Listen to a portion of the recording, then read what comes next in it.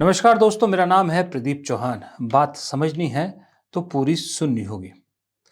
दोस्तों, एक और शख्सियत है जो कुछ इसी तरह की राजनीति करके ऊपर आना चाहता है जिस तरह की राजनीति मोदी जी कर रहे हैं। और उस शख्स ने भी अगना अपनी जो अगली प्रयोगशाला है जो बनाई है वो गुजरात को चुना है और उस शख्स का नाम है अरविंद केजरीवाल।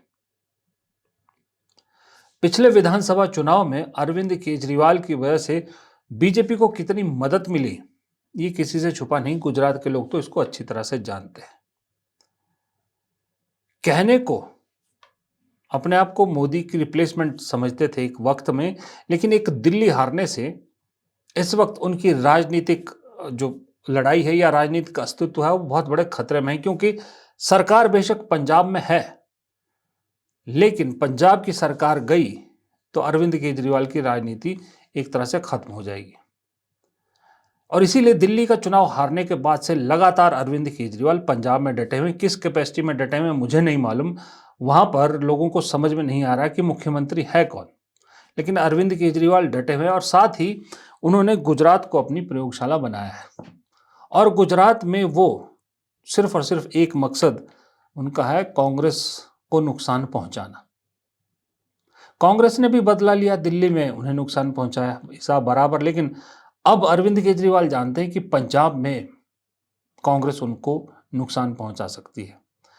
और ये बात भी किसी से नहीं छुपी है कि जो मोदी शाह की जोड़ी है उनका सिर्फ और सिर्फ एक मकसद है, सिर्फ एक मकसद नहीं, मतलब टॉप मकसद ये है कि किसी भी हालत में कांग्रेस सत्ता में नहीं आनी चाहिए। बेशक कोई दूसरी रीजनल पार्टी सत्ता में आ जाए, फर्स्ट प्रायोरिटी है कांग्रेस सत्ता में नहीं आनी चाहिए। तो पंजाब में अगर आम आदमी पार्टी हारती है तो जाहिर सी बात है सत्ता में कांग्रेस आएगी, क्योंकि अकाली दल तो एक तरह से मृत शैया पे पड़ा है और बीजेपी का वहां कोई वजूद है नहीं। तो बीजेपी को सूट करता है कि आम आदमी पार्टी दोबारा से पंजाब में सत्ता में काबिज हो, कांग्रेस को सत्ता से दूर रखे। क्योंकि अभी सिर्फ उत्तर भारत में सिर्फ और सिर्फ हिमाचल में कांग्रेस की सरकार है, वो भी अगर 2.5 साल बाद बदल गई तो कांग्रेस की कोई सरकार इधर रहेगी नहीं, बस दक्षिण में रह जाएगी। लेकिन अगर पंजाब कांग्रेस जीतती है तो एक बड़ा राज्य कांग्रेस के हाथ में आ जाता है। बीजेपी सीधे हरा नहीं सकती कांग्रेस को, इसलिए अरविंद केजरीवाल को आगे करती है। अब अरविंद केजरीवाल, जब पूरा विपक्ष एक साथ वोट चोरी के मुद्दे पर मोदी सरकार पर हमलावर है, उस बीच अरविंद केजरीवाल मुद्दा उठाते हैं अचानक से कहीं से कि गांधी परिवार जेल में क्यों नहीं गया, अभी तक वो जेल से बाहर क्यों है।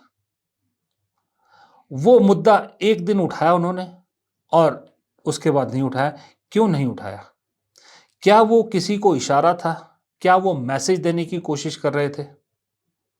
और मैसेज मुझे लगता है डिलीवर भी हुआ उनका। डिलीवर हुआ। हिमाचल में 23 में भी बहुत बड़ी आपदा आई, अभी भी आई। हिमाचल के सरकार, हिमाचल के मुख्यमंत्री गिड़गिड़ाते रह गए। प्रधानमंत्री ने ना राहत वो दिया था, पैकेज दिया था, और ना वो आए थे। लेकिन अभी पंजाब में आई बाढ़ और राहुल गांधी ने अनाउंस किया कि राहुल गांधी वहां जाएंगे।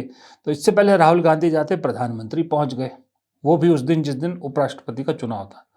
1600 करोड़ का पैकेज पंजाब को दिया, 1500 करोड़ का पैकेज हिमाचल को भी दिया। हालांकि ये ऊंट के मुंह में जीरे के बराबर था, लेकिन प्रधानमंत्री वहां गए और फटाफट गए, राहुल गांधी के जाने से पहले वहां गए। अब 1600 करोड़ तो अभी फौरी तौर पर कहा है। उम्मीद की जा रही है कि आगे और पैकेज केंद्र सरकार पंजाब को जरूर देगी। क्यों देगी? इसका फायदा किसको होगा? जाहिर सी बात है अरविंद केजरीवाल को होगा। अब इस पैकेज के एवज में और प्रधानमंत्री के इस दौरे के एवज में मिला क्या? मिला ये देखिए आपके सामने, ये टाइम्स नाउ की कल की खबर है। टाइम्स नाउ ने कल एक खबर चलाई कि जो उपराष्ट्रपति पद के चुनाव में जो क्रॉस वोटिंग हुई, हालांकि वो कह रहे हैं कि 3 आरजेडी और 1 जेएमएम के भी थे, लेकिन 6 आम आदमी पार्टी के सांसद थे। मैं आरजेडी और जेएमएम का विश्वास नहीं कर सकता, लेकिन आम आदमी पार्टी पे काफी हद तक मुझे भी शंका है कि आम आदमी पार्टी की तरफ से क्रॉस वोटिंग हुई है, बीजेपी के कैंडिडेट को वोट मिले हैं। खासकर इसमें उन लोगों, उन एमपीज के नाम ज्यादा शामिल किए जा रहे हैं जो रेगुलर पॉलिटिक्स से नहीं है। अब आपको मालूम है आम आदमी पार्टी से रेगुलर पॉलिटिक्स में कौन नहीं है। एक एक्स क्रिकेटर हैं और एक यूनिवर्सिटी के चांसलर हैं। वो यूनिवर्सिटी जिसने जैसे ही अमेरिका ने टैरिफ लगाया, भारत में चीन की दोस्ती के गुणगान होने लगे और कहा कि भारत को अमेरिका के प्रोडक्ट का बायकॉट करना चाहिए, तो सबसे पहले आम आदमी पार्टी के उस सांसद ने अपनी यूनिवर्सिटी में अमेरिकन प्रोडक्ट्स की सेल पर बैन लगाया, कोलाज पर बैन लगाया, सांसद आम आदमी पार्टी के। तो ऐसे लोगों का अगर वोट बीजेपी को गया है आम आदमी पार्टी के सांसदों का, तो कोई हैरानी नहीं होनी चाहिए। इसमें एक स्वाति मालीवाल भी आप शामिल कर लीजिए। तो ये जो पर्दे के पीछे की डील्स है, उसी डील का एक हिस्सा ये भी है कि पंजाब आम आदमी पार्टी गुजरात में भी वहीं वहीं फैल अपने पैर पसारेगी जहां जहां कांग्रेस के गढ़ है या कांग्रेस मजबूत है। अब जो मोदी जी की तीसरी टर्म शुरू हुई है ना, तो मजेदार कटाक्ष करने का जो आर्ट है, जो कला है, वो विपक्ष के नेताओं के पास बहुत बढ़िया तरीके से आ गई है। राहुल गांधी कटाक्ष करते हैं, आपको मालूम है, लेकिन उनके कटाक्ष में वो जो है वो तीखापन या वो मजा नहीं होता जो होना चाहिए, क्योंकि वो वैसे बैकग्राउंड से आते नहीं है। उनकी लच्छेदार भाषा नहीं है जो कटाक्ष करने के लिए लच्छेदार भाषा चाहिए होती है। वो इंग्लिश में शायद ज़्यादा बेहतर लच्छेदार या कटाक्ष कर सकते हैं, लेकिन हिंदी में अगर कोई सबसे बेहतरीन कटाक्ष करता है सरकार पर, तो दो शख्सियतें मुझे बहुत बेहतरीन लगती है। एक है अखिलेश यादव। अखिलेश यादव के जो वन लाइनर होते हैं वो बहुत सॉलिड होते हैं, और दूसरे हैं मल्लिकार्जुन खड़गे। जी हाँ, मल्लिकार्जुन खड़गे हिंदी भाषी नहीं है, ध्यान रखिएगा। उसके बावजूद अपने हिंदी में सदन के बाहर भी और सदन के अंदर भी बड़े ज़बरदस्त तरीके से कटाक्ष करते हैं वो मोदी जी और उनकी सरकार पर। अब ये अदा खड़गे जी की इतनी शानदार है कि इसमें कई बार जो है बीजेपी चिढ़ भी जाती है, कंट्रोवर्सी खड़ा करने की कोशिश करती है, लेकिन हर बार फेल हो जाती है। लेकिन मल्लिकार्जुन खड़गे उन नेताओं में से हैं जो किसी की परवाह नहीं करते। जो दिल में है वो जुबां पे है, वो बोल देते हैं। जो दिल में है वो बोल देते हैं। वो होल्ड बैक नहीं करते, चीज़ों को संभाल के बोलने की आदत उनकी नहीं है। अब मल्लिकार्जुन खड़गे कल गुजरात में थे। अब आपको मालूम, गुजरात में जिला अध्यक्षों की ट्रेनिंग कैंप जो है वो कांग्रेस का चल रहा है। तो मल्लिकार्जुन खड़गे और केसी वेणुगोपाल वहां मौजूद थे। अब मल्लिकार्जुन खड़गे गुजरात में हो तो गुजरातियों की बात ना हो, तो ऐसा तो हो नहीं सकता ना। वैसे भी मैंने कहा राहुल गांधी का एक ड्रीम पॉलिटिकल प्रोजेक्ट है गुजरात में बीजेपी को हराना, इसलिए शुरुआत जिला अध्यक्षों की वहीं से शुरू की थी। उन्होंने जिला अध्यक्षों के चयन की और ट्रेनिंग प्रोग्राम का भी वहीं से शुरू किया। तो राहुल गांधी खुद तो रायबरेली थे, चयन के वक्त वो गए थे, अब ट्रेनिंग के वक्त मल्लिकार्जुन खड़गे खुद गए। तो मल्लिकार्जुन खड़गे ने जब अपने जिला अध्यक्षों से बात कर रहे थे, उस वक्त बात तो यूं कही कि जिसको देख बिना सुने ही, मतलब इशारों से ही जिला अध्यक्षों के चेहरों पर खुशी छा गई या हंसी आ गई, वो हंसने लग गए। लेकिन मजाक मजाक में मल्लिकार्जुन खड़गे बहुत गहरी बात कर गए। इस बात के जरिए मल्लिकार्जुन खड़गे ने दरअसल गुजरात के लोगों को झकझोरने की कोशिश की, क्योंकि उस एक ही बात में गुजरात के कई चेहरे और उन चेहरों का इस देश के लिए कंट्रीब्यूशन का जिक्र एक ही बात में, एक ही सेंटेंस में मल्लिकार्जुन खड़गे कर गए, जो ध्यान से अगर कोई समझे तो बहुत गहरी बात है और बहुत सोचने की बात है। जो महात्मा गांधी जी ने देश की आजादी के लिए किया, वो बहुत बड़ा देन पूरे देश के लिए है, यह हमको सोचना होगा। महात्मा गांधी जी एक और सबको इकट्ठा करने वाले हैं। जूनागढ़ से लेकर हैदराबाद स्टेट तक जो आजादी के वक्त वो ये चाहते थे पाकिस्तान ज्वाइन होना, यही इसी धरती पे जूनागढ़ से लेकर मैं जिस जगह से आता हूं हैदराबाद एरिया, ये लोग पाकिस्तान ज्वाइन होना चाहते थे। लेकिन वल्लभ भाई पटेल, पंडित जवाहरलाल नेहरू जी ने मिलके सारे देश के जितने भी छोटे मोटे रजवाड़े थे 565 या कुछ टोटल, उनको एक बनाया। वो महापुरुष भी इसी गुजरात का है। जो आजादी दिलाया वो भी गुजरात का ही है। जो एक किया सबको वो भी गुजरात का है। ये दो महत्व व्यक्ति हमारे कांग्रेस में पैदा हो गए, लेकिन आपने दूसरे दो दिए हमको।